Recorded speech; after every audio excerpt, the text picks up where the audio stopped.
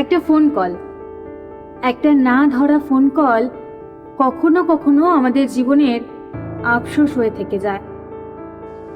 গল্পটা শুনুন, তবে গল্পটা শুরু করার আগে একটা প্রশ্ন করি আপনাদেরকে।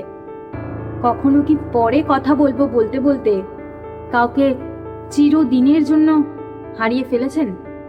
একটি মফস্বলের ছেলে চাকরি পেয়ে শহরে চলে গিয়েছিল। যাওয়ার সময় তার বাবাকে বলে গিয়েছিল, এবার তোমাকে একটা নতুন ফোন কিনে দেব।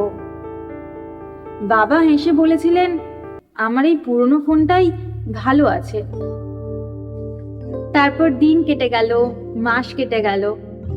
ছেলেটা সত্যিই ব্যস্ত হয়ে পড়লো কাজের চাপে।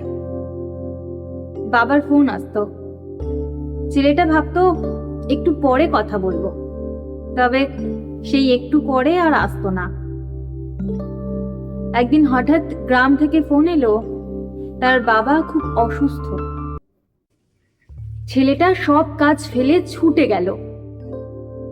বাড়ি গিয়ে দেখলো টেবিলের ওপরে বাবার সেই পুরনো ফোনটা রাখা আছে।